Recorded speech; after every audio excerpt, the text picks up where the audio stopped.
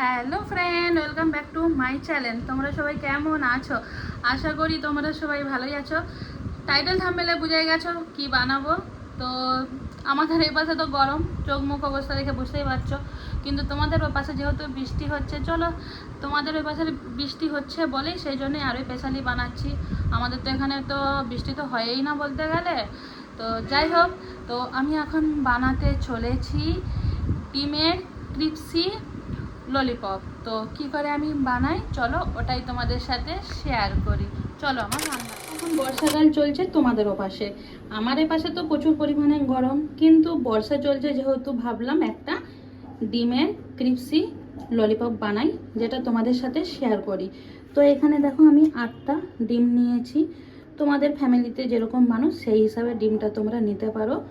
তো এই যে একটা দেখো গ্রেটার নিয়েছি, এই যে ছোট একটা, আর এই যে গ্রেটারে করে ডিমগুলাকে এরকম করে গ্রেট করে নেব।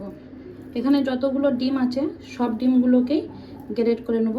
চলো আগে সব ডিমগুলো গ্রেট করে নিই। এখানে দেখো পুরো ডিমটা গ্রেট করে নিয়েছি। এবারে এখানে অ্যাড করব কাঁচা পেঁয়াজ, ধনেপাতা, রসুন কুচি, কাঁচা লঙ্কা, শিমলা মির্চ, এগুলো সব দিয়ে দেব। এবারে আমি এখানে অ্যাড করব আমার রান্নাঘরে যত রকমের মশলা আছে তার মধ্যে বেশিরভাগ মশলাই ব্যবহার করব জিরে গুঁড়ো, ধনের গুঁড়ো, লঙ্কার গুঁড়ো, এখানে নুন, গরম মশলা। এখানে 1 চামচ ময়দা দিলাম, যদি আমার মনে হয় যে আরেক চামচ দেওয়ার দরকার তখনই দেব, নাহলে 1 চামচ ময়দা। এবারে এটা ভালো করে আমি মাখিয়ে নেব।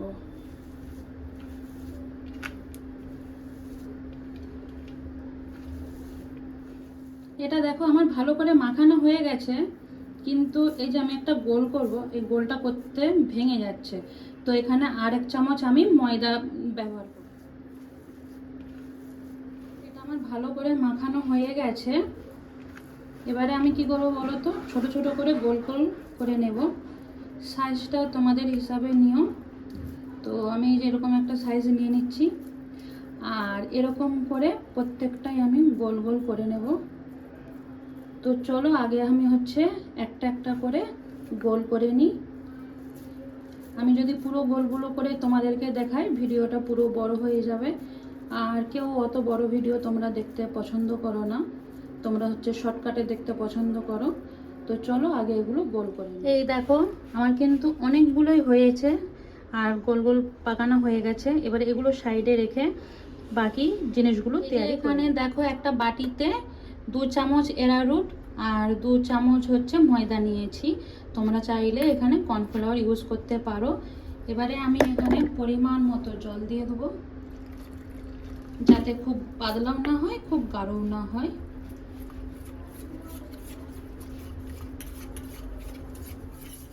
এই দেখো এখানে আমার এটা ব্যাটারটা বানানো হয়ে গেছে, এটা আমার সাইডেই থাকবে। এখানে দেখো আমি নিয়েছি বিস্কুটের গুঁড়া। আসলে আমি যখনই ব্রেড কাম মাগান করাই, দেশ থেকে আনান করাই, কিন্তু দেশে যেহেতু অনেক দিন ছিল তাই পোকা হয়ে গেছে। তো কি করব এমার্জেন্সি, তো ঘরে পাপে বিস্কুট কিনে নিয়ে এসেছি দোকান থেকে, নিয়ে এসে মিক্সিতে এরকম গুঁড়িয়ে নিয়েছি। তো এইগুলোকে আমি এবার সাইডে রেখে নিই। 3টে জিনিসই রেডি হয়েই আছে, নিশ্চয়ই তোমরা দেখতেই পাচ্ছ। এবারে কি করব, এখান থেকে একটা বল নিয়ে নেব, নিয়ে এই ব্যাটারটায় হালকা করে একটু ডুবিয়ে নেব। হালকা করে ডুবিয়ে বিস্কুটের মধ্যে দিয়ে দেব, দিয়ে এটা ভালো করে মাখিয়ে নেব। নিয়ে আরেকটা আলাদা প্লেটে রেখে দেব। আর এরকম করে আমি এগুলো সবগুলো একসাথে বানিয়ে নেব। চলো আগে বানিয়ে নিই। এই দেখো সবগুলো কিন্তু আমার হয়ে গেছে, আর এইটার কালারগুলো একটু মানে সামনে ভালো লাগছে, ফোনে যেন আলাদা একবারে ধপধপ ধপধপ করছে। তো চলো এবার তেলটা গরম বসাই, যেহেতু এগুলো ভাজতে। আচ্ছা আমি এখানে দেখো লোহার কড়াই নিয়েছি, আর তেলটা দেখে তোমরা কেউ ভেবো না যে তেলটা নোংরা। আসলে আমি না এই তেলটাই পকোড়া বানিয়েছিলাম, তো ভাবলাম নতুন করে আবার তেল দেবো। বাঙালি আমরা, তোমরা তো বুঝতেই পারছো বাঙালিরা তেল নষ্ট করে না।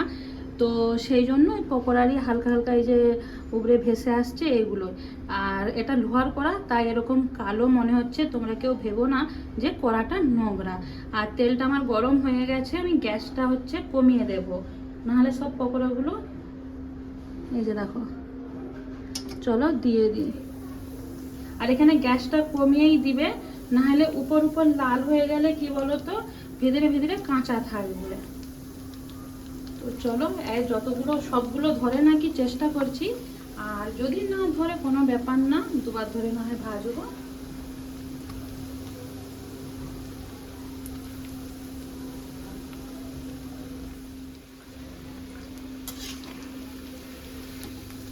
এই দেখো আমার এগুলো কিন্তু ভাজা হয়ে গেছে, আর এগুলো ভাজতে আমার লেগেছে 10 মিনিটের মতন। বীজখানে হচ্ছে গ্যাসের ফ্লেম মিডিয়াম ছিল, লাস্টে হালকা 2 মিনিটের জন্য বাড়িয়েছিলাম। তো এরকম করে ভেজেছি, আমার 10 মিনিট লেগেছে।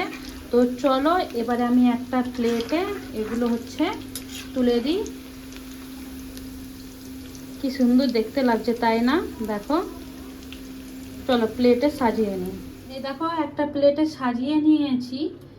এবারে এটা হচ্ছে ললিপপের মতো, যাতে আরো লাগে দেখতে। এই যে টুথপিক নিয়েছি, নিয়ে এই যে দেখো একটা একটা করে সবগুলো দিয়ে দেব।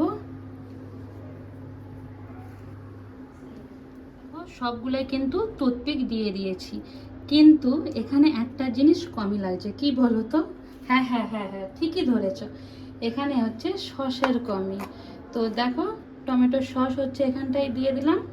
এবারে বলো কেমন লাগছে দেখতে, ভালো লাগছে না? এই বর্ষাকালে মানে চায়ের সাথে সন্ধ্যাবেলা খেয়ে মজা এসে যাবে না? ঠিক আছে, তো চলো আজকের রেসিপিটা তোমাদের সবাইকে কেমন লাগলো, যদি ভালো লেগে থাকে একটা লাইক কমেন্ট শেয়ার করে দিও। আর তোমরা যদি অন্য কোনো রেসিপি বা ভিডিও দেখতে চাও, কমেন্ট বক্স খোলা আছে তোমাদের জন্য, কমেন্ট করে জানাতে পারো।